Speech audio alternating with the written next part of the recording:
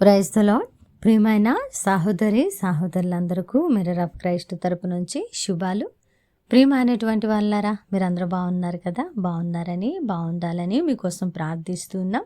మరి ప్రతిరోజు డైలీ వాగ్దానం మిమ్మల్ని ఎంతగానో బలపరుస్తుంది కదా. అయితే విన్న ఈ యొక్క వాక్యాన్ని అనేకులకు షేర్ చేయండి. అలాగే పరిచర్య బహుభారం కలిగి ఉన్నదండి. ఎన్నో సంవత్సరాలుగా ఈ పరిచర్యలో మీరు ఫలిస్తూ ఉంటే ఈ యొక్క పరిచర్యను కొనసాగించడానికి మీకు ఒక బాధ్యత ఇచ్చి ఉన్నారని మీరు కూడా నమ్మి యథార్థమైన పరిచర్యలో మీ కష్టార్జితాన్ని దేవుని పని కొరకు ఉపయోగిస్తే తప్పకుండా మీరు ఫలిస్తారు. ఈ విన్న వాక్యాన్ని అనేకులు మరి పొందుకోవడం ద్వారా వారు ఫలిస్తారు. వీటన్నిటిని దృష్టిలో పెట్టుకొని టీవీ పరిచర్యకు మీరు సహకారులుగా రావాలని తెలియపరుస్తున్నాం. మరి ఈరోజు దేవుడు మనతో బలమైన మాటలు మాట్లాడడానికి ఇష్టపడుతూ ఉన్నారండి. మరి ఆ వాగ్దానాన్ని ధ్యానం చేద్దాం.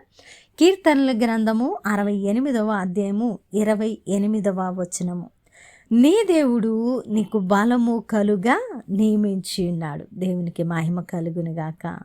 ప్రియ సహోదరుడా, ఈరోజు నువ్వు ఉన్న వ్యతిరేకత, బంధకాలు, బలహీనతలు, మరి తెలియని వ్యతిరేక పరిస్థితుల్లో నడుస్తూ కృంగిపోయి ఉంటే శుభ వాగ్దానం ఇది.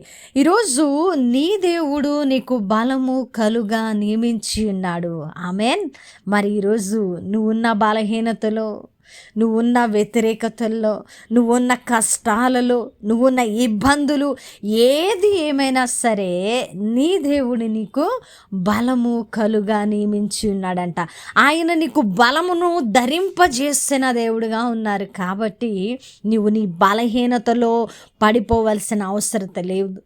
నువ్వు నీ సమస్యల్లో కృంగిపోవలసిన అవసరత ఇక లేదు.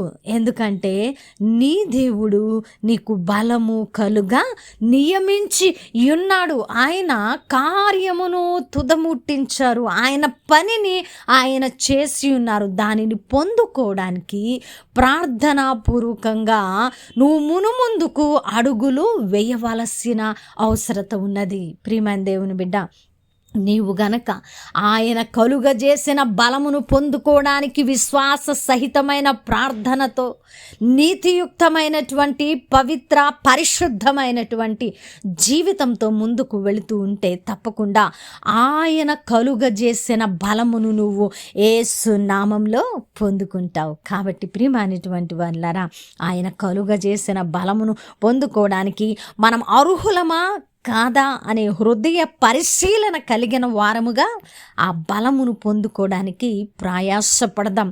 మనలో బలహీనతలు ఉంటే, మనము దేవునిలో నిలబడలేని స్థితిలో ఉన్నవారమైతే, మనము పైకి భక్తి చేసే వారముగా ఉంటే మనల్ని మనము సరిచేసుకొని ఆయన కలుగజేసిన బలమును పొందుకోవడానికి మనము నీతియుక్తముగా ప్రార్థనాపూర్వకంగా మనం ముందుకు అడుగులు వేద్దాం. తప్పకుండా ఆయన కలుగజేసిన బలముతో మనము గొప్ప కార్యాలను చేయగలిగిన వారము.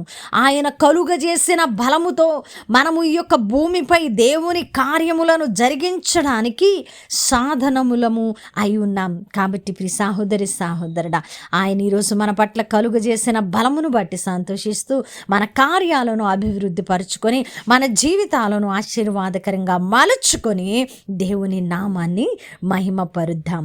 విన్న వాక్యము ఫలింపు కొరకు ప్రార్థన.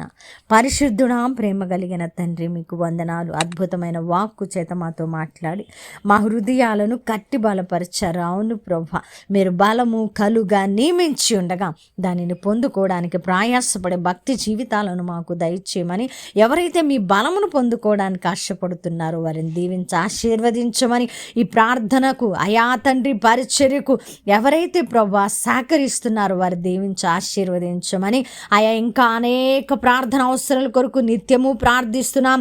వారి యొక్క జీవితాలలో నూతన కార్యాలను జరిగించమని, ఈ పరిచర్యను విస్తరించి అనేకులకు దీవెనగా మార్చమని ఈ ప్రార్థన నజరేయుడైన యేసుక్రీస్తు నామమున సమర్పించడానికి వేడుకుంటున్నాము తండ్రి.